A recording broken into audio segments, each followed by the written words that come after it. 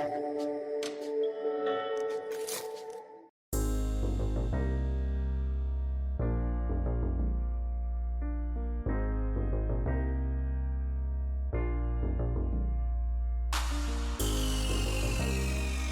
morning and welcome to this YAI event on Price and Prejudice, discussing Europe energy crunch.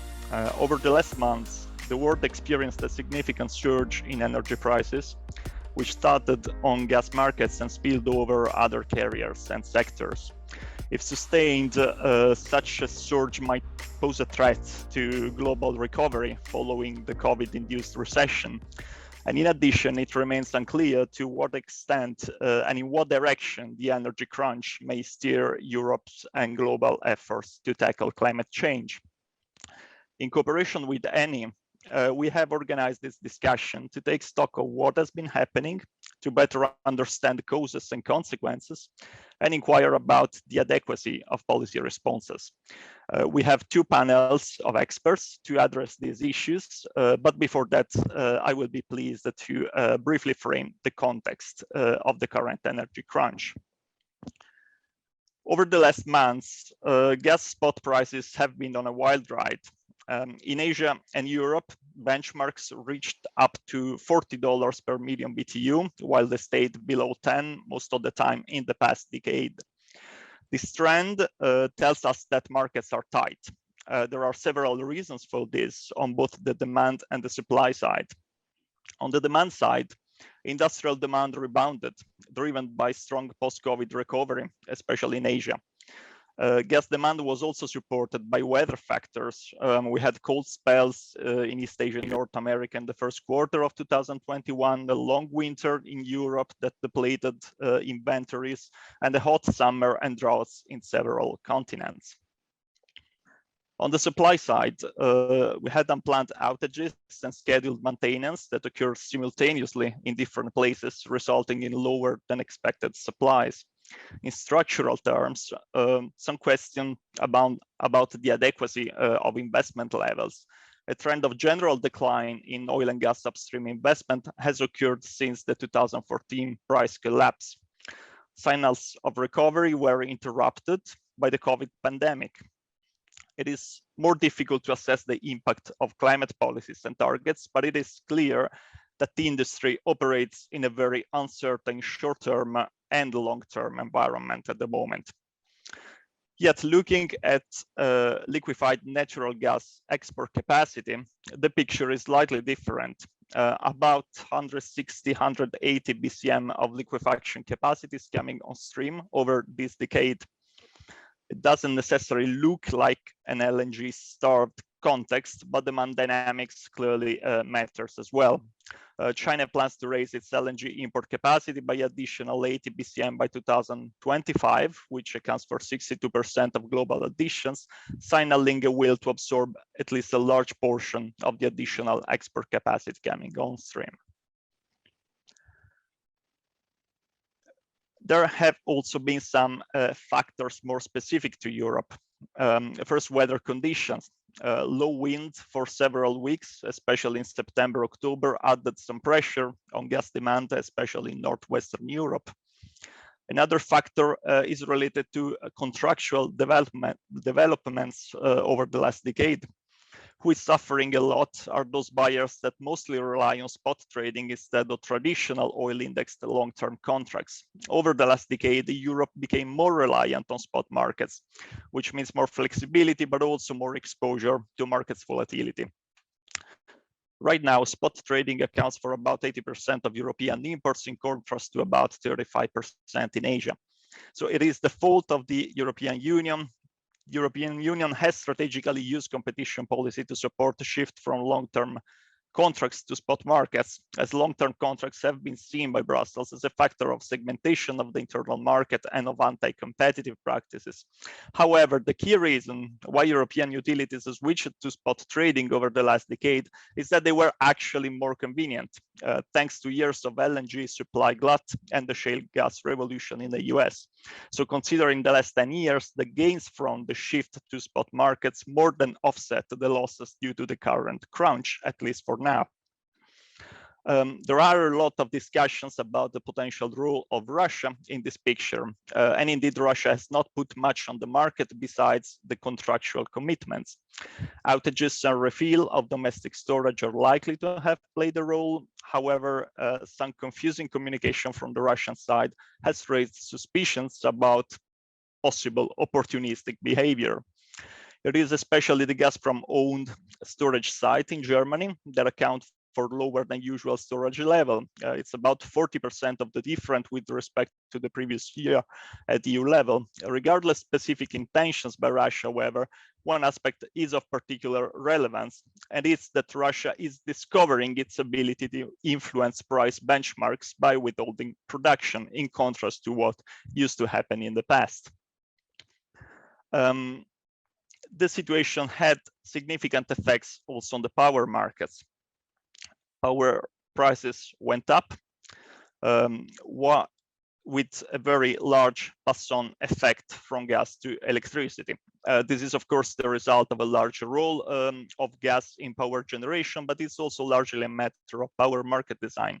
It doesn't matter how much renewables or nuclear or other one has in the mix, as every generator is ultimately remunerated at the price of the marginal generator in the merit order, in this case, gas generators.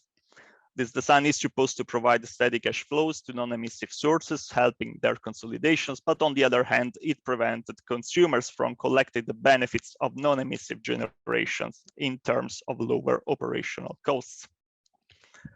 Finally, what has been the role of carbon pricing? After all, carbon prices in Europe have been rising as well since the late 2020. Moving from 30 to about 60 euros per ton of CO2. Yet their impact on power price surge is not so relevant, to the extent that at the peak of gas prices, carbon price accounted for about just 10% of the electricity cost. What happened in terms of policy response? Some member states in Europe showed concerns, calling for a EU-level response. Some suggested the joint purchase of gas to fill a common strategic storage and the review of the electricity market design to bring power prices more in line with the actual operational costs of generating electricity. The reaction of the European Commission indeed has been quite lukewarm, mostly articulated around national short-term measures of temporary and targeted support to vulnerable consumers. In the medium term, the Commission proposes to optimize cross-border access to commercial storage and look into potential restrictions, to study the potential benefits of voluntary and joint gas procurement, and to ask regulators to look at the pros and cons of current power market design. All in all, however, this is a non-interventionist, let's say, toolbox, which is shifting the emphasis on medium to long-term solutions, underlying the benefits of renewable energy deployment and energy efficiency to reduce the exposure to fossil energy price volatility. So based on this background, there are several questions I would like to discuss with our guests. First, what is the interplay of such a picture with the energy transition, a problem or an answer to energy security concerns? Does the current crisis provide the momentum to accelerate the transition or actually threatens the EU's climate agenda?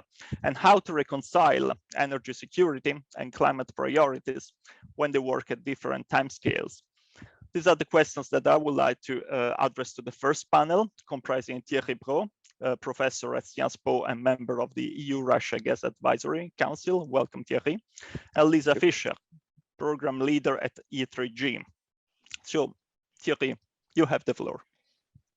Marco, thank you very much. And perhaps let me reiterate what you stated. I mean, Ursula von der Leyen came at the helm of the Commission back 2 years ago, and she's been saying days in, days out that the Green Deal was her most important element. So I think it's fair to compare what we've achieved in 2021 versus where we were in 2019. And if we do this, i.e. prior she took office, well, I think everybody will agree with me, we are paying much more and we are polluting more.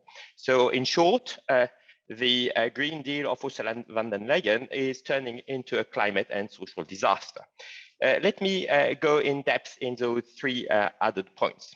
First of all, I mean, we've been talking for months, years, decades about demand reduction. This I've never seen it, or very, very seldom. What we are seeing today is demand destruction. And as you rightly stated, Marco, this is going to impact the booming economy. We may turn into a recession. The recovery is going to be impacted. But not only the recovery is going to be impacted. I mean, demand destruction is happening in fertilizers industry, which means that next year the food is going to be much higher, the food price. Secondly, you mentioned it also, Marco, I mean, wind. I mean, yes, if you put more renewable in the system and you do not have the storage element, which we are missing in terms of technology, you're creating higher volatility. Not only are we having higher prices, we're having higher volatility in electricity, and this feeds into gas and other fuels. Third element, security of supply, a disaster. It's such a disaster that we can even have Lukashenko that is threatening us today. So, I mean, this is where we are, and this is the outcome of 2 years of dogmatic Green Deal. So next question is, where you can say, well, if this happens, if I look at it this way, other leaders failed. Yes, Macron failed. Yes, Biden failed. Yes, Xi failed. But then if you compare to what the leaders have done recently, is they've made a U-turn. And as I'm French, I will zoom into Macron. I mean, Macron came in and closed a nuclear reactor because of the thinking of demand reduction. It's not going to happen. And so therefore, he is now starting to want to build 6 new nukes. So I think all those leaders have come in and have made U-turns. The Commission hasn't. And so the question is the Commission going to do a U-turn in front of this, or are we going to follow this dogmatic route? Unfortunately, I'm not very optimistic. I think that the Commission may not do its U-turn, contrary to what Macron or Biden did. I mean, look at Biden asking for more oil to OPEC+. And this, I think, is because the Commission is surrounded by organization and people either lying, and I use the word lying, or incompetent. Lying, I mean, when I read some of the wording of Irina, it looks to me like it's more the Sputnik of renewable than anything else. I mean, Irina is talking to us about green hydrogen every single day. I mean, not a molecule has been produced, etc., etc. So I think we are in an area here where things are not going to change at the European Union. And then the question is, does this matter? Well, it does matter for the people, because the European Union was built on pragmatism, on steel and coal. And so therefore, if we have higher costs and gilets jaunes, it may not last very long. That's a political problem. But then the question is, does it matter in terms of investment? Are we going to see a lower investment in the rest of the world? Yes, I mean, if we follow this, that could be the case for the European Union. But fortunately, as I stated, other leaders have made a U-turn. I mean, again, Biden asking for more oil. And this means that companies will need to invest in other places. This will have an impact. The likely impact is going to stay on the financing. So the question here is, are the European banks going to finance those oil and gas projects that are still needed going forward? Again, I mean, I am absolutely in favor of renewable, but what I'm saying is demand reduction and storage aren't going to solve the problem, or at least not solving the problem today. And so we need either to say to the people how much demand they will have to be reduced of. And again, if you look at the NSOG presentation for 2050, they've based a scenario on a reduction in European mobility, which I don't think is what the Europeans are willing to do. So I think we are here we've moved, perhaps, should I say, from a front runner to a lagger, because most of the other nations have done a U-turn. I've done a U-turn on a pragmatic level. And unfortunately, I don't see this happening very soon. I mean, we've seen some changes at the European level. We've seen Ursula von der Leyen tweeting on gas and nuclear. But again, I think those are not tweets and not U-turns. So I think this is where I'd like to start and leave my introduction. I'm sure some will agree with me with the first point, and some will disagree with me with all the last points. So hopefully I can hand over the floor to somebody else and leave it for more Q&A. Thank you.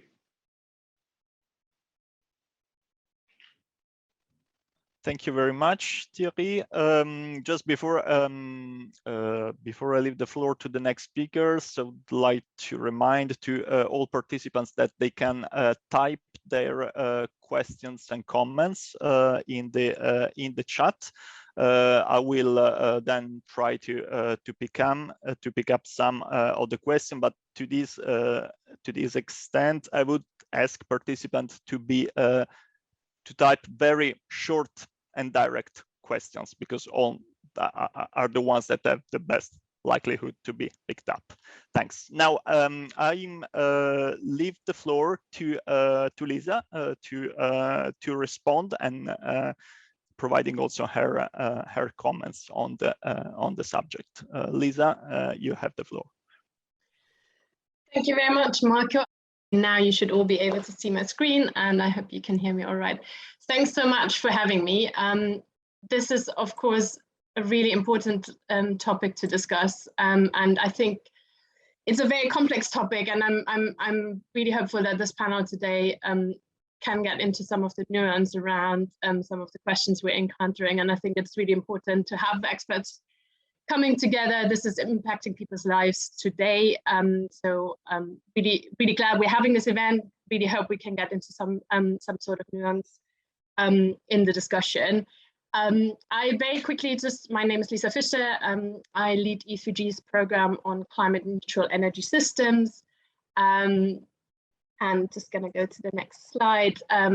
Probably not all of you will know E3G. We are a climate change think tank. So looking at this really from the lens of climate, we have strong European rooting, but work and operate globally, and we are funded largely through philanthropic foundations, but do go and visit our website if you want to find out more. I realize I'm probably the only old-fashioned person who's still using slides. I only have 3. I feel like this is going in and out of fashion these days, but I quite like to use visuals. The first point I wanted to make is that clearly what this crisis has shown us is that old recipes aren't working. So since the gas crisis of the end of the 2000s, the EU has really focused on diversifying gas supply sources. It has used instruments such as the Trans-European Networks for Energy Regulation that looks and streamlines the processes for cross-border infrastructure. It's also used a concept of or a requirement of N-1, so really looking at what happens to each EU member state if the largest piece of infrastructure for one reason or another is not available, to plan and expand EU gas infrastructure. This definitely has led to more gas infrastructure. Only a couple of years back, in one of the State of the Energy Union reports, the Commission said we would reach an energy secure network by the early 2020s. But what has happened is that while this has led to more gas infrastructure, it clearly hasn't led to a lower dependence on gas. It might be a bit small, but this graph, these are EU numbers. It's really the last set of columns we're looking at. Dependency on gas has actually increased. That isn't necessarily a problem if actually we are reducing gas consumption, because then it's one we can handle very well, and of course it does not make sense to continue producing oil and gas in Europe. I didn't find comparable numbers from a few years ago. Maybe Thierry's got those top of his mind, but in terms of EU import sources of natural gas, there is some sort of diversity, but clearly Russia still has a large share. So despite investing strongly, and I think Marco, you also mentioned that, into pipelines, into LNG, the picture still isn't very balanced. So I think we can of course unpack what's behind this, but clearly the old recipes haven't delivered energy security. And we can also unpack what energy security actually means, because I think there's a lot in that. But what I first wanted to get to is the question on how can the energy transition actually help. I think there's things it can help with, it's things that it can't help with in terms of this crisis. let me start with what it can do. It can certainly reduce the size of the challenge, both at systems level and also when it comes to vulnerable consumers in particular. I know Thierry has some reservations over our ability to deliver demand reduction. That I think, again, is something to unpack in a lot of detail, but clearly we've been very successful at decoupling growth from an increase in energy demand. So I think it depends a little bit on what counterfactual we're looking at. I think that over the last decade, we have had some progress. Looking ahead, the Green Deal policies, the increase in climate targets to 55% greenhouse gas reduction would in practice imply a stark reduction of natural gas consumption in Europe already until 2030, and even more so, of course, until 2050. That would imply import reductions of around 40% to 2030, so really significant. So just to say, what it can do is reduce the size of the pie, and I think that gives us much more flexibility. The gross inland consumption of energy would also be around 20% smaller by 2030 than today if we implement Green Deal measures. And I think that's really important to remind ourselves, because we will electrify transport because it's cheaper and for many people more convenient. We will electrify heat because for many people it's cheaper in the long run. We will need to do energy efficiency to make that work. But again, that makes it much more affordable to consumers. So just one, the sequence didn't work, but one thing I wanted to bring up, for example, in France, more low-income households live in energy-intensive buildings. So of course, they're much more impacted by a crisis like this. So one of the priorities when we talk about energy efficiency and renovation is to target low-income households to make them much more resilient in a crisis like that. Unfortunately, this data isn't available at EU level, so I only have now the French example. It would be really interesting to look at that correlation, but I think renovation in that sense is a no-brainer. Targeting vulnerable consumers is a no-brainer because it will make them much more insulated towards crises like this. What it also does, the energy transition, is of course increase the number of leverage points or levers we have to respond, because we will have more demand side response, which can help with short-term swings. We will have more sources. Electricity and renewables are available in many more places. Interconnection can much more easily flow both ways. So I think there's a lot more levers we have. And I also put down a graph at the bottom. Probably unsurprisingly, in those countries where renewables output was high over the summer months, where the gas price hikes already kicked in, they also saved a lot of money. The issue with that, and that brings me to what it won't do in terms of energy security or protecting consumers, is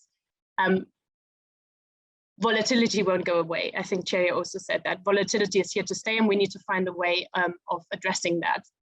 There's no point in ignoring that, and I think there's been a bit of a lack of focus on, like Thierry said, deploying storage, innovation in storage, innovation in bringing in demand-side response into our energy systems much more strategically. And of course, volatility will also exist in renewable systems. It exists in the current systems, it will exist in renewable systems. And in fact, volatility can be useful to incentivize demand-side response. It can be useful to incentivize investments in renewables. So it's not necessarily a point of abolishing or eliminating volatility, but we need to find a way of dealing with it. So far, I think that hasn't received enough attention. Also, what it won't do is fully eliminate interdependence or imports. I think that's clear. We need interconnection also in a decarbonized world. But so far, we've had the ENSOs at the heart of our energy security planning. Very supply side focused. It hasn't delivered. I think we have so many more levers now. I think there is also a question over our institutional response in that context. But just to be clear, I think the energy transition can do a lot. We can unpack the demand side reduction question. I think we've already delivered a lot. We of course need to accelerate, but this is a no-brainer. This will deliver to people and will help them be much more protected against crises. And just to perhaps finish up, I know I'm probably at the end of my allocated time, but I also think that what we've seen so far in crisis response from the European leaders, they've been trying to sort of do everything at once, which I think has complicated matters. I think we've already, Marco mentioned the EU toolbox. I think there's a lot of immediate measures that can be taken to reduce impacts on vulnerable consumers and businesses now. Some of them are also beneficial in energy transition terms. We did a very, very low-hanging fruits like changing light bulbs and replacing inefficient appliances that saves people money, can be done quickly. But of course, not all of them are. Really, the role of the energy transition increases as we move along the timeline. I think what's really should be front in mind of people's of decision makers' minds now is a proper emergency package that ensures we're in a better place next year. Again, there is a lot of money that's there through the recovery. Member states haven't made enough use of the money to allocate towards demand side action that can actually deliver within a year's time. So I think there's a lot we can do. And of course, we have a lot of upcoming decisions on the Green Deal itself, which will reduce dependence on fossil fuel imports. And again, as I said, increase our control because we will have many more levers, leverage points to respond to a crisis. What those two things won't solve, and I think what we really need to start discussing, but perhaps won't be able to solve quite yet, is how do we design markets where volatility is here to will continue to exist, where we actually probably benefit from the volatility to some extent to drive greater efficiency in the system and investment in renewables. But we want to make sure that vulnerable consumers aren't impacted. And of course, I guess others would include businesses in this as well. I think that is a really important discussion we need to have, but that's not an easy one. That's a very complex one. Yeah, I'll close with that. I think the energy transition can do a lot. I think it's very complex though. I think we need to really think about the sequencing. We need to think about who owns the question of energy security going forward, and whether at the moment it's owned by the right people and institutions with the right incentives. But yeah, I'll wrap up with that. Thanks so much. Thank you very much indeed, Lisa. I would now turn to our second panel to reflect indeed on the policy response. What is the role that the EU should play, and what is the role member states should play, and what role would be best given to states or the markets? And these are the questions that I would like our second panel to address. So the first one is for Carole Mathieu, Head of Climate and Energy at the French Institute for International Affairs. So my question for you is whether, in your opinion, the EU response was adequate, and in particular, if you could help us better understanding the rationale behind the French government perspective, which advocates a more socially sustainable energy transition policies and a different power market design, and overall probably a more, let's say, interventionist approach than what we have seen was advocated by the European Commission. So Carole, you have the floor. Thank you very much, Marco, and good morning, everyone, and thank you for the kind invitation.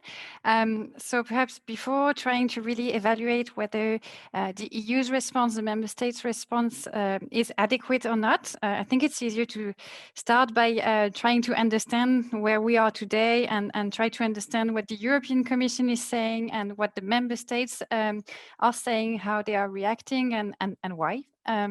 So first, I think we can try to stress at least positive elements in the ongoing discussion, because somehow I think we're going in the right direction, or there is some improvement. because I think the European Commission really managed to at least clarify that climate policy is not to blame. It's basically a gas crisis, as you explained very well, and it's extending to the electricity sector. And I think that now we have somehow European consensus on that. And if it's the case, then the only rational response is to accelerate decarbonization and accelerate energy savings, which maybe has not been the case so far. Maybe we can discuss specific elements of the Fit for 55 package. Yeah, specific pieces, reforms, the ETS maybe, but at least we can all agree that the only argument that can be made is that we have to stick to an ambitious timeline for the adoption of the different proposals, because it's the only lasting response that we can find is a fossil-free future. And I think it's an important point because back in September, it was really not clear and there was lots of confusion on that. So I think it's a good point. And I think the second good point is that the toolbox has been very helpful in showing that member states actually have some leeway, sufficient leeway, to introduce these many temporary and targeted measures that you can think of to ease the price burden on final customers. So they cannot say that Brussels is preventing them from taking action. The European Commission, I think, also stresses very usefully that taxes represent a third of a household's electricity or gas bill. And if you look at the crisis that we are experiencing and the increase in prices, it's also somehow good news for state budget. You can refer to the auctioning of carbon allowances, which is generating record high revenues. And you can also say that now electricity market prices are above the guaranteed prices for renewables. So it means that less public support is needed to develop capacities. So I think the European Commission played its role, and I think it managed to give a reassuring message, at least for the short term. And also saying that the ball is within the hands of national governments, at least for the short term, and they have enough flexibility to influence prices. Now, it's obviously not enough to ease concerns, and I think we had a very lively discussion at the latest Energy Council. I think member states, they tend to agree on the short term and also on the long-term view, so going ahead with the climate policy. But they are very divided on the need for structural reforms to deal with the transition risks. Because, of course, for the medium term, the European Commission is saying that they are ready to evaluate proposals. They will launch reports, ask ACER to do some work. But as you said, it's not clearly in favor of an interventionist approach. And you have about 10 member states, or I think a majority, from Northern Europe and Germany, saying that which should not interfere with the functioning of the internal energy markets, because they're saying that the price spike has mainly global drivers, so we should not change our market rules. It would not be the right remedy. It would have no influence on the fundamentals. And I think they are also fairly confident that the situation will improve next spring, which is apparently not the case for at least the French government and maybe the Spanish government as well. So on the other side, you have, I think, a smaller group of member states which are asking for a reopening of market design discussions. So actually, it means reopening the 2018 clean energy package. And I think that France and Spain are clearly leading the charge. And the first question, I think, is why? And for the two countries, I think it's fair to say that energy prices and the increase is highly politically sensitive. I think in Spain, we should keep in mind that the 2008 crisis really increased energy poverty concerns. And these issues around energy prices, they were important issues for the social movements that emerged after the crisis and that reshaped the political landscape, at least on the left side. And today, the Spanish regulated tariffs for electricity are strongly linked to wholesale prices. So the increase was felt rather quickly by Spanish customers. And the government is led by a left-wing coalition, so it's really pressured to do something. And on the French side, clearly the increase in regulated electricity tariffs was much more moderate. It was about 2% this year, so not a very large increase, but the government decided to react very quickly, even on electricity. Clearly, because energy prices is what triggered the Yellow Vest movement three years ago, and clearly it's related to the fact that we are 6 months ahead of a presidential election. So I think we can say that there's a high political risk for the current government. The possibility that inflation makes the headlines and somehow overshadows the potentially good news that this government may want to emphasize on GDP growth or unemployment rates. So that's why they reacted very quickly. Plus, I think there's an easy argument to be made about the fact that about 90% of our electricity production comes from low carbon sources, nuclear, hydro, renewables. So what happens on the gas market should not be a problem for France. That's what you can hear in France. And clearly, it's forgetting that we have 13 gas-fired power plants, and it's forgetting that during winter times, we are reliant on our neighbors to meet peak demand. But anyway, that's where we are today.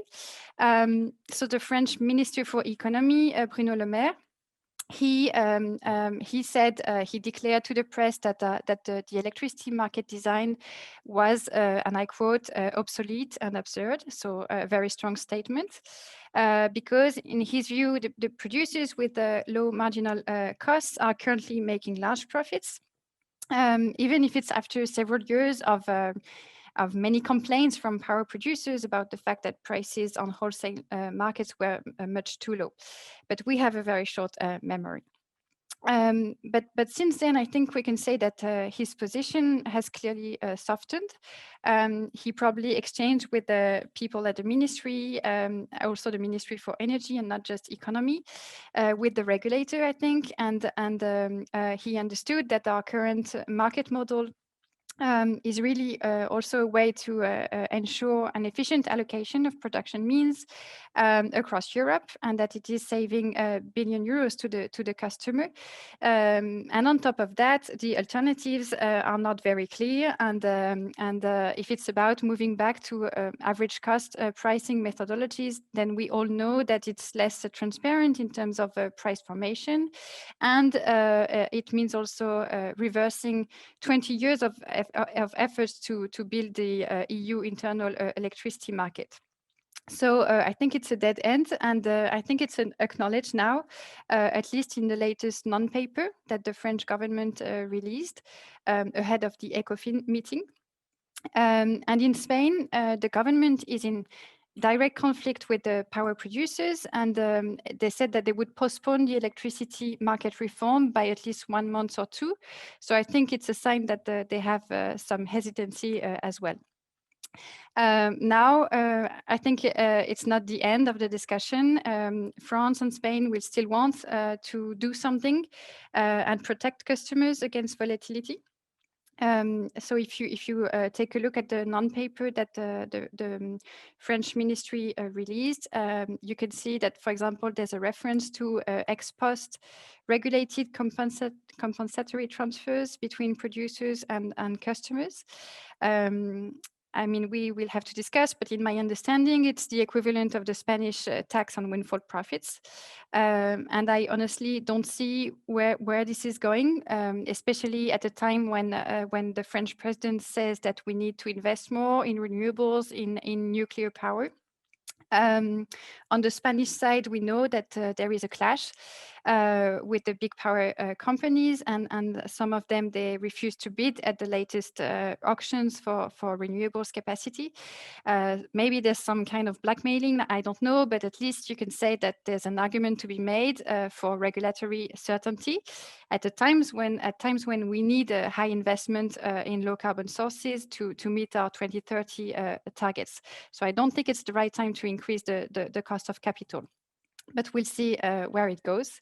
So the final question is, what can we actually do? I know, I mean, I fully understand it's difficult, but I don't see much changes happening to the electricity market design because the proposals are too weak and because they underestimate the downsides. So I think it's probably wiser to focus on the root of the crisis and perhaps spend more time, more energy discussing our market model for gas, because we know we will stay dependent on gas, even for our power sector, for at least 10, 15 years, maybe more. As we said in the first panel, we have pushed a lot for short-term hub trading, and it was in the interest of the EU customer for some time. But maybe we have to acknowledge that the fundamentals are changing. As you well said, gas is playing a very strategic role now. We need gas to develop our climate policy, at least for some time. But on the offer side, we know that our reserves are depleted. We have limited options, and we clearly see that Russia is today very able to abuse, if it wants, of its dominant position. So the question is, what can we do? I think it's an open debate. Irina will talk about the different options. I think there's no easy one, but at least I think this debate is much more worthwhile. Because the volatility of gas prices can really derail our climate policy. Now, a final word, I don't want to be too long, but coming back to electricity prices, you said in the first panel that carbon prices played a minor role, and I agree with that. But I think that it's interesting to spend more time on what's happening on the ETS, because there you see that the carbon prices has increased a lot, but it's not preventing the switch back to coal. So that means that the lower emitting option, gas, is just not available because the prices are at not a reasonable level. So it's clearly the sign that the demand for quotas has become much more inelastic. And I think it's an issue because it means that you only have consumer pain, but very little climate gain, because you cannot incentivize the switch back to coal. So I wonder if up to a point, the increase in carbon prices is not just counterproductive. And I think it's worth discussing a price-based mechanism to trigger the stability reserve. It means that we would not discuss the ambition of the ETS, the linear reduction factor, but at least maybe we can spend some time discussing the parameters and have a more dynamic price management. So clearly, it leads us to a discussion on carbon price floors and carbon price ceilings. And I know it's very complex, but maybe the volatility that we are in justifies the comeback of this discussion. I think I'll stop there, and I'm very happy to answer any question you may have. Thank you. Thank you very much, Carol. And now moving a bit from electricity to gas, I would have questions for Irina Kustova, a research fellow at the Center for European Policy Studies in Brussels. Irina, a lot of headlines were dedicated to the proposal about joint gas procurement, common strategic storage at EU level. Do these provisions make sense in your view in the context of the present crisis? What are the pros and cons, and what would be possibly alternatives? So you have the floor. Yeah, thank you, Marco, very much, and thank you for the invitation. My pleasure to be here to discuss all intricacies about energy prices. So yeah, like speaking the last maybe is also a good option, because a lot has been discussed and a lot of details already have been tabled. So I will cover majorly the changes and the situation on the gas market, and as Carol just mentioned, of course, the situation on the gas market is something that maybe needs a bit of revision and at least rethinking, because it's closely linked also to the situation on the power markets nowadays.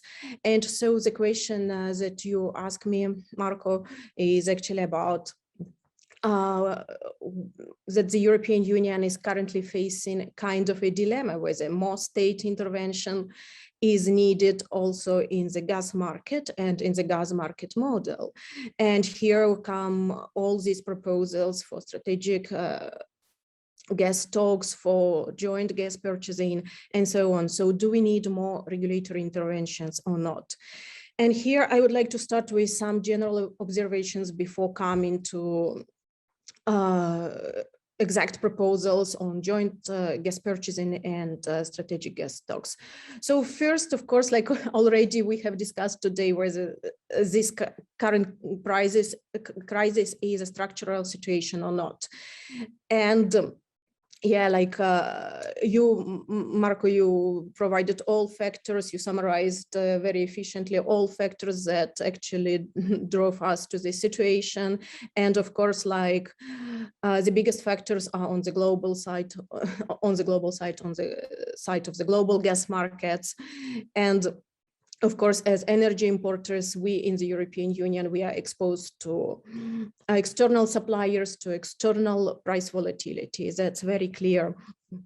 And also, as Lisa also discussed already, of course, with like increasing share of renewables in power generation, of course, we will have volatility, and volatility will stay and increase also in the power market. And this is something that we need to address and we need to account. So my take will be that, of course, and I see also the Q&A, there are some discussions, there are some questions whether like the current crisis is more like a short-term commodity scarcity crisis, or maybe this is more like structural situation. And my take will be that, yeah, like for the European Union, it has also some more structural grounds on the gas market. I'm speaking mostly about the gas market model. And regarding the gas market design that we have been implementing for like last decade, I would like to raise three main issues. Of course, the first one is volatility. We have already discussed it a lot. And this price surge is somehow, maybe it's higher than expected, but it is not completely unexpected, because in liberalized markets, there are cycles and low prices followed by high prices. And the question is, what is the delta for them? And of course, the third energy package was implemented during a decade of a gas surplus. So majorly it's about US shale gas revolution, but there are also other factors, of course, that contributed to this. So the gap between long-term contract prices and spot prices on hubs was pretty significant and was also pretty beneficial for implementing market liberalization in the European Union. But that's also very clear, and it was very clear also since the beginning, that spot does not mean low prices, and that volatility is an inherent model, is inherent in this model, is just a choice, a deliberate choice. A second is about gas supply architecture. And Lisa already mentioned with all these useful graphs that, well, actually, yes, all attempts to diversify gas supplies, well, maybe these old receipts did not work so well, and a big question mark. And my take on this would be that in recent years, there were a bit like few debates about how the gas market design itself can expose the European Union to security of supply challenges and threats. So majorly it was viewed that market integration will align prices, will lead to price convergence, and then will lead to lower gas prices. And in the end, it will lead to lower prices to end consumers. So mostly like security of supply was tackled what I would call from a hardware point of view. So well-designed physical interconnectors, reverse flows, physical reverse flows will actually secure us against any supply disruptions. And that was like very clear how this concept emerged after, of course, well-known gas supply crisis between Russia and Ukraine in 2009. So it was very clear that the primary idea was to secure itself against any politically or intentional supply disruptions. But also maybe like in the context of low gas prices in recent years, maybe there was also a bit little incentive to discuss these issues at the political level, because at the expert level, all these things were discussed for a long time. And that is why Security of Supply Regulation 2017 is not so well suited to tackle this crisis. Of course, if like winter goes bad and we are exposed to some supply shortages, then solidarity mechanism can help. But at this point, we are speaking about the gas market design, which is aggravated by external factors on the gas markets globally. And the third point is about LNG as a balancing market for the European Union. It was a deliberate choice, I would repeat again, by the European Union, by the European Security of Supply Strategy, LNG strategy. And currently the European Union has enough LNG capacities and LNG terminals are underutilized. And the problem is at the market level, which turned out to be a seller's market.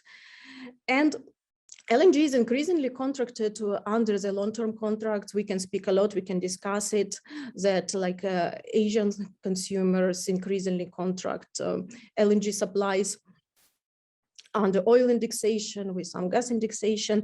And the reality is that the European Union needs to operate within this context. So my question is how to attract LNG to a balancing market, to the European market. And here we can discuss this proposed strategy to engage with international partners. So here is like my takes, and shortly I would like also to comment on the proposals that were also raised by some member states and were raised in the energy toolbox published by the Commission. So the overall, and I'm speaking only about the gas market measures now proposed in the toolbox. So these measures look for me, and for me, they look a bit more moderate, a bit reluctant, and more like putting water on fire. So collecting all proposals and actually bringing them all together and saying, okay, we need to explore them. Let's explore this option. Let's not exclude another option. So and also, I would agree with you, Marco. I read your policy brief you published at the IEA website, that the Commission this time seems to be a bit more reluctant to use more interventionist measures and to call more for like security of supply at EU level, contrarily to our previous crises, which were more physical crises. So about gas storage regulation, of course, like the toolbox states that we maybe need to explore opportunities, to harmonize gas storage. And we all know, like at expert level, we all knew that gas storage business model has been under pressure for some while. And under the gas target model, a market participant, so storage operators are more market participants. And the strategic asset insurance value is not internalized into the market price. And that backfired to some extent as well. So how to fix it? Well, I would leave this question to regulators. What regulatory measures can help? Should we harmonize gas storage obligations? Should we insert, for example, a percentage of filling gas storages? Well, this is something to explore at a regulatory level. And regarding strategic gas stocks, well, the devil is in detail. And in this case, I would have questions such as how costs will be split, who will, how they will be purchased, how they will be sourced, and where this gas storage will be located. So all these practical issues. But first of all, the biggest question is, so how will they be compatible with the gas target model we are having now? And will they restrict hub activity by removing from the market these gas volumes, for example? And then the big question is, okay, now we have shortages in underground storages, but the big question, okay, what to do during the gas glut, for example, a couple of years ago, last summer, storages were like overfilled, and that was a big question also for gas market operators. About joint gas purchasing, yes, the proposal initially was tabled like 6-7 years ago in 2014, and majorly it was about Central and Southeastern European countries to deal with Russian gas supplies to negotiate with then incumbent Gazprom. This time the proposal is brought like to all the entire EU internal gas market. And my questions will be again practical, the devil is in detail again. So how exactly this joint gas purchasing can be delivered? Will it be another new long-term contracts? So some member states already prefer long-term contracts, like Hungary recently just signed up long-term contract with Gazprom, renewed it. Other options, well, we can discuss, but I don't see, like, for example, purchasing at hubs at emergency situations, and I assume that joint gas purchasing are aimed to fill in cases of emergency situations. So are you going to purchase at hubs at emergency situations? How will it look like now? And anyhow, like in this case, I quite agree with the Acer's note published last month, that any collective buying proposition from European companies would need to be attractive vis-a-vis major demand markets in Asia, because Asia is a premium market. So actually how pooling purchasing power would have a material effect. And here we come back again to the proposal of the strategy to engage with international partners. So what can you offer to Qatar suppliers? What can you offer to American suppliers who just filed the deal, sealed the deal with Chinese? What can you offer to Russian suppliers to make attractive the EU market, which is a balancing market again?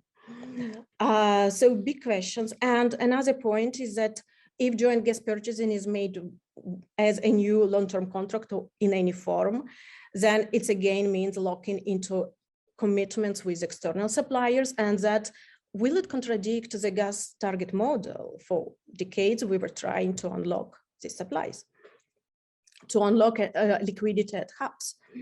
And then, of course, it means that we lock in ourselves in unabated gas supplies again. So how will it be compatible to your decarbonization efforts? Because now the discussions are, how can we unlock, for example, long-term contracts provisions in case of decarbonization? Are we going to come back to these long-term contracts? A lot of questions for me, so I'm a bit unconvinced so far. And to conclude about, so what to do, what can be done and what can be alternatives. From the gas market point of view, yes, I would say that first of all, of course, what is important is to maybe fine-tune the model. Of course, like any model, and the gas target model has advantages and has disadvantages. And maybe like with time, there is a need to fine-tune any model. So no alarmism, and also not to take measures that will put at risk the entire logic of market liberalization and our market model, gas market model. And also not to forget the benefits that this model has brought already. And Acer makes calculations in its annual market monitoring reports, what benefits are for cross-border trade and so on. Everything is public. So this model worked so far. So let's see how it can be fine-tuned. And the last point, yeah, I would say that maybe instead of like weakening the market by injecting more long-term contracts in any form or like strategic reserves, maybe like increasing confidence in gas hubs, for example, by increasing forward or future contracts traded on hub can be kind of a solution. At least this can be explored. Because like in the past, long-term contracts were kind of a base load supply and all the surplus went to be traded on hubs. But all in all, hubs do not equal to spot. So we can also use more hedging risks instruments at hubs. And that concerns also some market players who over-relied in Europe, who over-relied on spot, on low prices on hubs, because it's very tempting to go on spot and to source your energy at very low price. But it's important not to forget that what is important is to hedge risks. So I will stop here, and I'm open to questions. Thank you, Irina. Thank you very much. Now I will allocate a very short time in case speakers want to react to each other point, but please be very brief before we turn to the audience. Thierry, I see you you have some remark, please. Yes, thank you, Marco. I agree fully with what Lisa stated. I mean, just a few data she asked. I mean, Gazprom share was 25% in 2012 and it's 40% in 2019. I mean, Gazprom is the low gas producer, the low-cost gas producers. I also agree with what Lisa stated, and we've managed to reduce our primary energy demand between 2006 and 2014, but not since then. So this is why I was dubious about the demand reduction. On the volatility, I mean, thanks, Lisa, for making this case. I fully agree with you. And this is why I fully disagree with Carol. I mean, when Carol says electricity or gas prices electricity prices are higher than the price that renewable is allowed is getting in terms of subsidies. That's right, but renewables don't produce right now. So renewables produce when prices are way lower. So this is why it doesn't work. On the storage, I think what was mentioned is very important. I mean, if we look at Europe, gas storage in Europe are absolutely needed, not only for Europe, but for the global world. I mean, it's why we have this crisis today is because our storage are only 75% full, and they should have been 90% full at the beginning of this winter. And if we have a storage full at the beginning of a winter, we can mitigate any kind of supply disruption, but we can also help the rest of the world. I mean, it is an LNG cargo that is moving from Europe to China in case of a cold winter in China. It's an LNG cargo that moves reloaded in Europe, move into the US in Boston when it's a cold day in Boston. So storage is in Europe is absolutely essential for the energy transition, those gas storage. And I would agree with Irina. I mean, there is a very simple way to do it. I mean, the toolbox, I believe the toolbox, I'm too old to think the toolbox is new. I mean, all those elements were in the toolbox back 20 years ago when I was a civil servant. Nothing has ever changed this. But where there is one thing that I think is new and could be looked into, you stated, Marco, I mean, there are areas where storage are empty and those storage are owned by Gazprom. So if we had a regulation in Europe where we are forcing people owning storage to have the storage full, which is the same regulation as in France, which is more or less a regulation-ish as in Italy where you have strategic stocks, then we could do this. So yes, I think gas storage can be very useful. On the LNG arena, well, it's market. How you can attract it, it's prices. But again, remember, I mean, this is what's not said very often in Europe. When we attract LNG in Europe due to spot prices extremely high, we are rerouting those cargoes away from India, Bangladesh, and Pakistan that are not able to pay for this. So, I mean, we are having our security of supply at the expense of others that are not able to pay. And I think that's also part of what we have to look if we want to look in a fair energy transition. So that's it for me. Thank you, Marco. Thank you very much. I see that Claudia also has raised her hand, so I take this opportunity to introduce her. Claudia Squeglia, Head of Domestic Regulatory Analysis and Institutional Positioning at Eni, our event partner. Claudia will conclude our discussion with some concluding remarks later on, but for the time being, as she has perhaps some question or comments, so please, Claudia. Yeah, thank you, Marco. If I may, I would ask a question to the speakers because I'm very interested in the interlinks between this gas crisis and energy transition we are living. And I've heard maybe from Carol, she said that this is all of a gas crisis, gas price crisis, which has maybe nothing to do or just little to do with the energy transition. I would ask her, but the entire panel, what they think about the amount of upstream gas investment halving in the last 6 to 7 years, both oil and gas upstream investment halved in the last 7 years. How much this has to do with normal cycles of boom and bust in investments due to low prices, low gas and oil and gas prices, and how much this has to do with a sort of demand destruction coming even from announcements of declining gas demand and declining oil demand and the abandonment of hydrocarbons in the medium to long term. This is my question. Thank you. Thank you indeed. Who does want to pick it up? I can go. Oh, and Carol. Yeah, sure. Sure, please go ahead. Yeah, but so very briefly, what I wanted to say when I said that the climate policy is not the main factor behind the increase of electricity prices, I was mostly referring to the ETS. Because, you know, as part of the EU discussion, some member states reacted saying that the main reason was the increase in carbon prices. And as Marco explained at the beginning, it plays a very minor role compared to the influence of our marginal cost pricing methodology for power markets and the fact that the marginal costs is now defined by gas-fired power stations.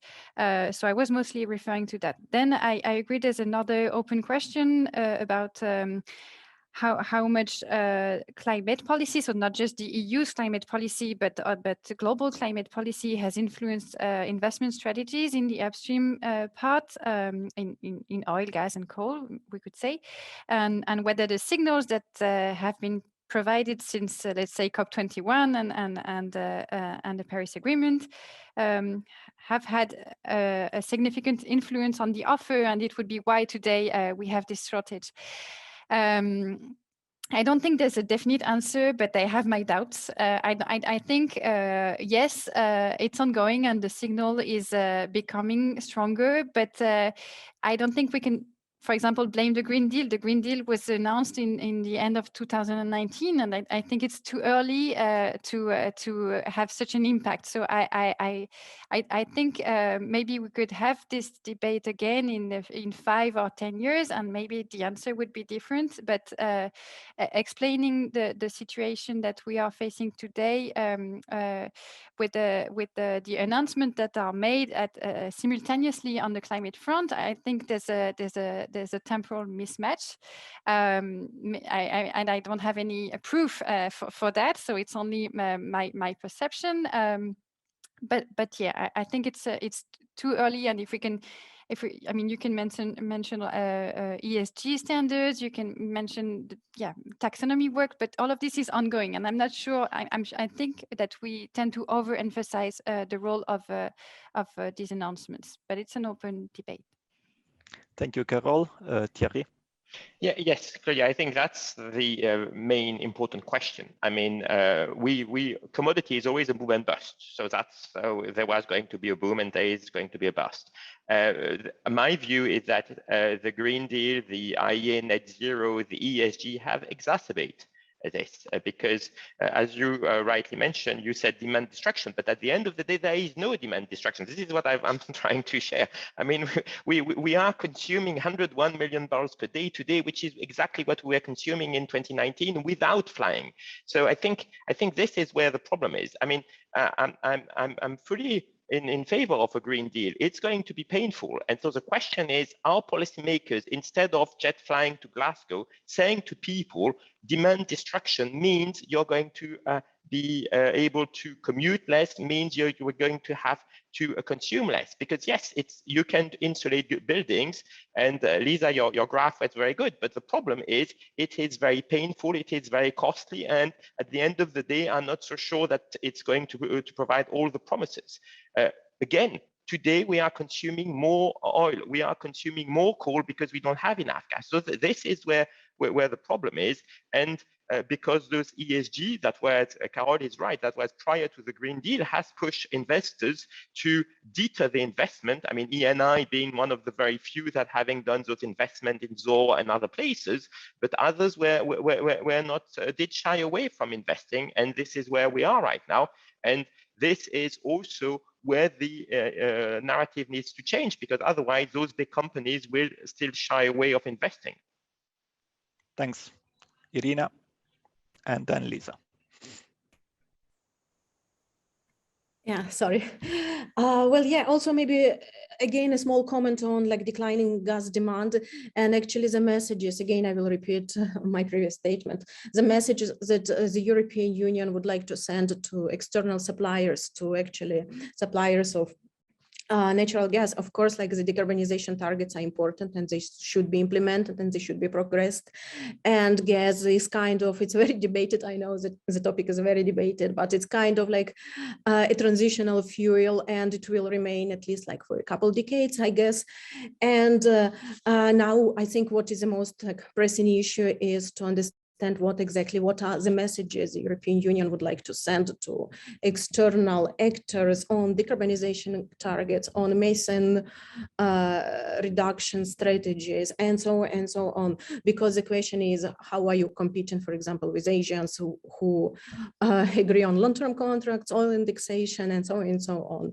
So for me, this is the key. And actually, I'm looking forward for the discussions of this engagement strategy with international partners that the Commission is preparing for next year. Will be interesting to see what will be actual proposals there.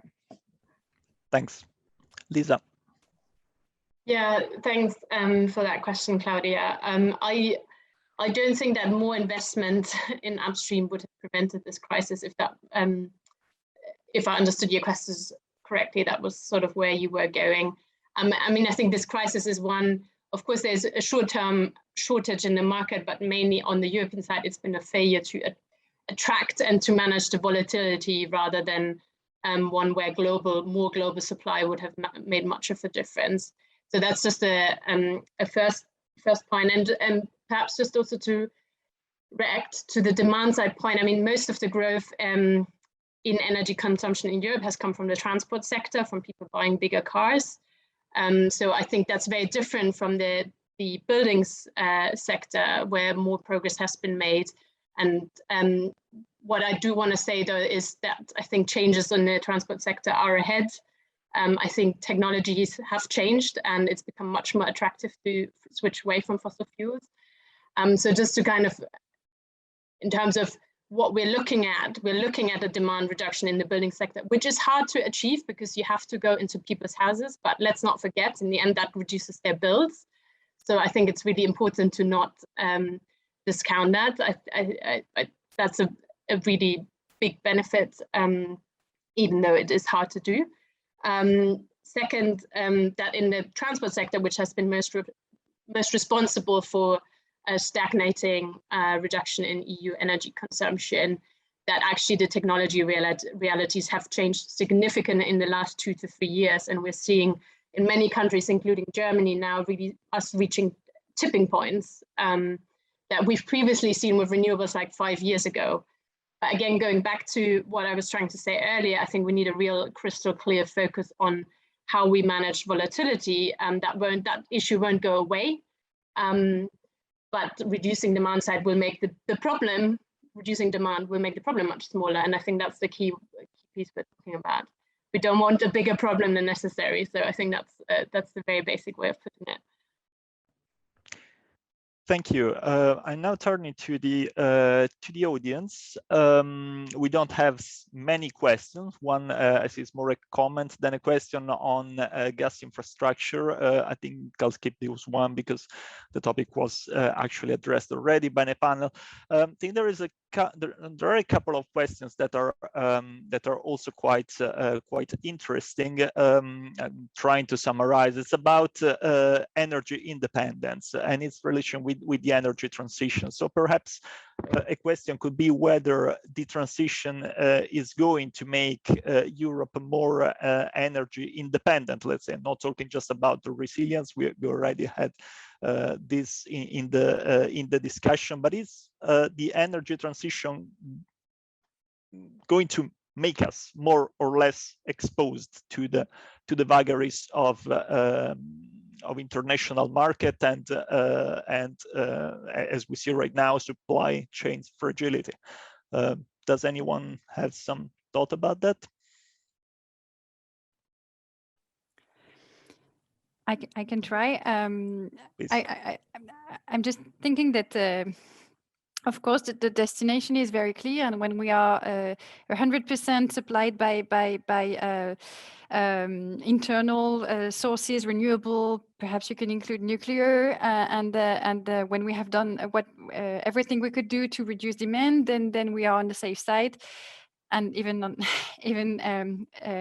with this future, you probably expect new geopolitical challenges, but let's leave them aside. But the problem is that I think during the transition, and as long as you need fossil fuels to cover 100% of your demand, you're exposed to the volatility on fossil fuel markets. So, and I think it's not, it's probably underestimated today, also in the official communication, because the problem is that I think as long as we are in this transition, we are actually more and more vulnerable. And that's the main issue that we are facing today. And that's why I was referring to transition risks.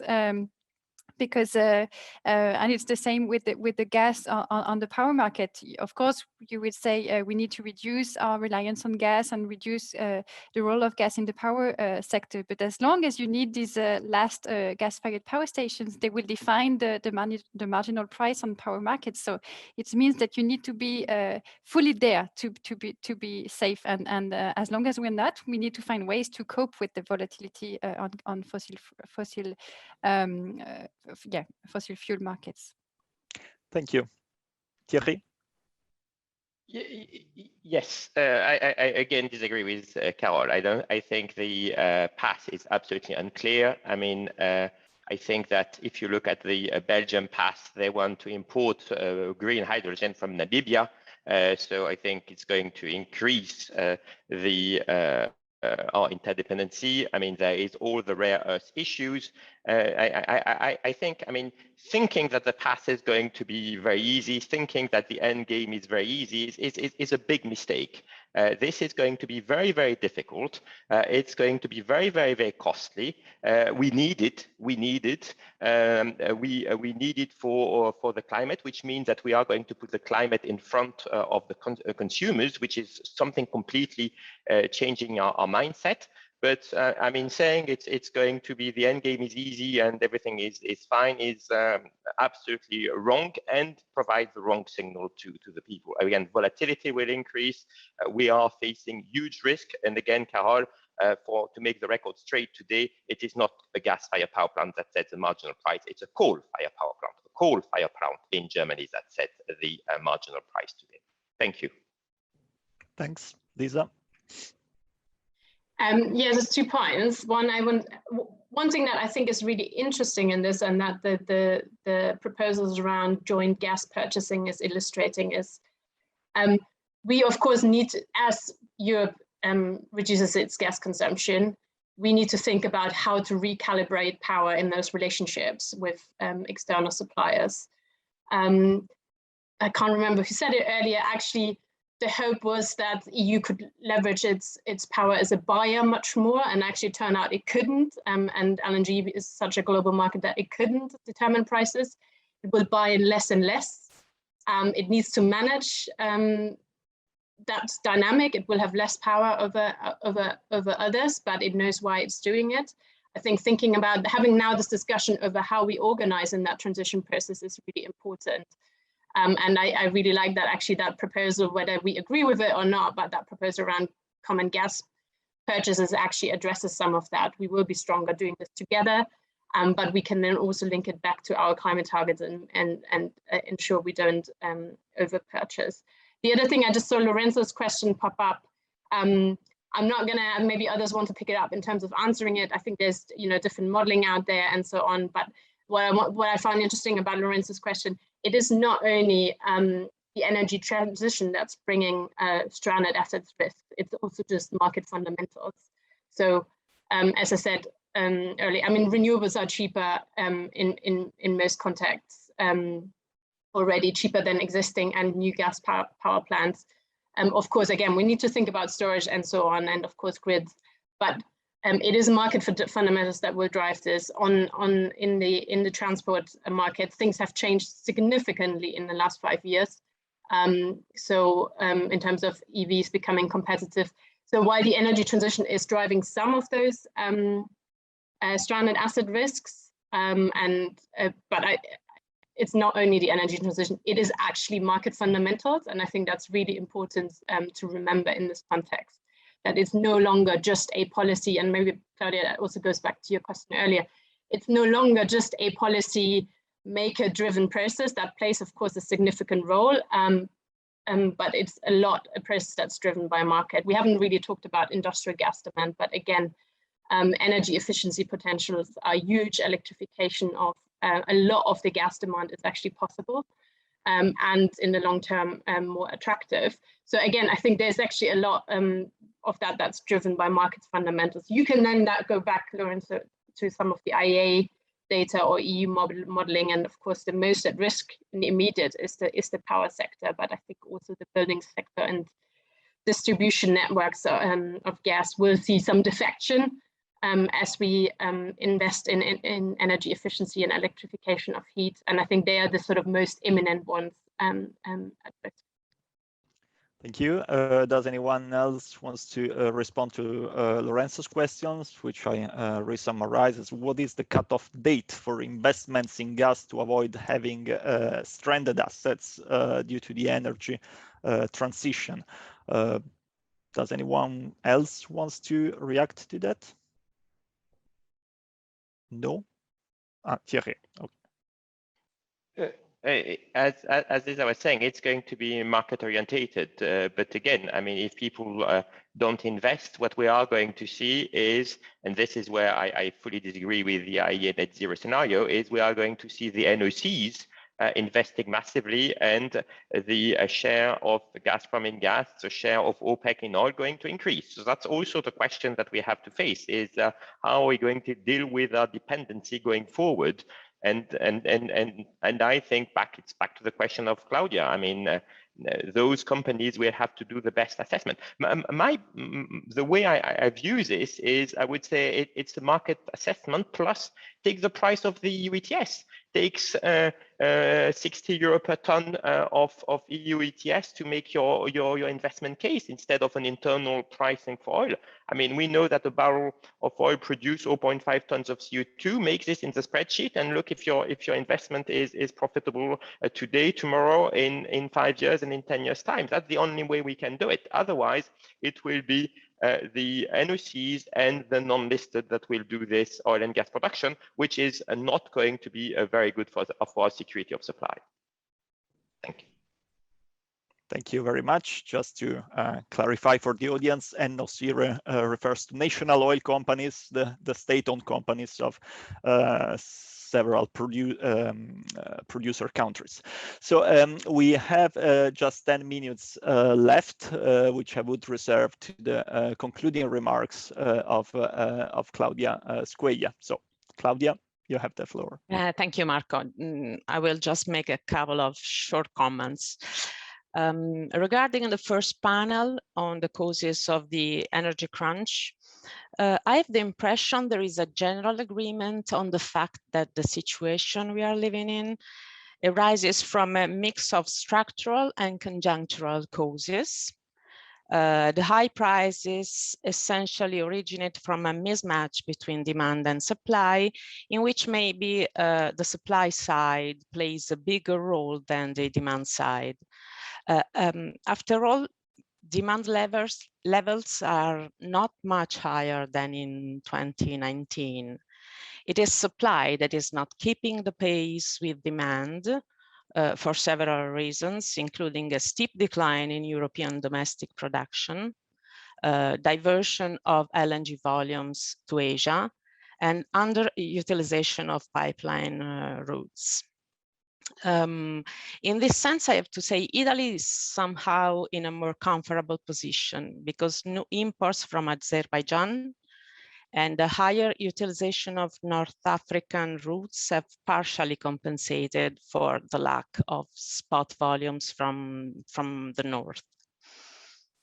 Regarding the second panel, I understand we all agree on the short-term measures that national governments adopted to partially shield consumers from the price spike and from excessive volatility. At the same time, I notice a higher skepticism, even with different tones and shades, on the longer term tools the Commission is evaluating, like joint gas procurement or common strategic storage. Not only because they present many practical complications and require a strong coordination effort, but also because they appear to interfere with steady and well-functioning market dynamics and with strong and reliable players' operations. More in general, I think that in the clash between those who think this crisis indicates that the transition should be faster, so more renewables and more energy efficiency to reduce gas demand, and those who think that it demonstrates we have been too impulsive in dismissing fossil fuels investment required to sustain supply, this panel is in a rather balanced position. After all, the energy transition is the path between an old equilibrium based on fossil fuels and a new equilibrium based on renewables. In the middle, we will be in a situation of instability. We don't know in advance how bumpy the road will be, how fast technology will evolve, and how expensive the trip will be. We know we must grow renewables as fast as possible to reach our destination. But at the same time, we know we have to carefully calibrate the timing of traditional energy sources decline. In other words, I think energy policies should be pragmatic and not ideological, which also means allowing in the energy mix all the technologies and resources capable of giving a positive contribution to decarbonization without prejudices. Thank you. Thank you very much, Claudia, for your final remarks, for having summarized this discussion that was indeed very rich. Of course, there will be quite a lot to digest and to continue to analyze as the situation is ongoing. At EI will certainly continue to reflect on all these issues. And on these notes, I would like to thank you very much, our speakers. Really, thanks a lot for your very clear and insightful presentation. I would like to thank Annie as our event partner that made this possible. So thank you very much, and hope to see you soon at other EI events. Thanks.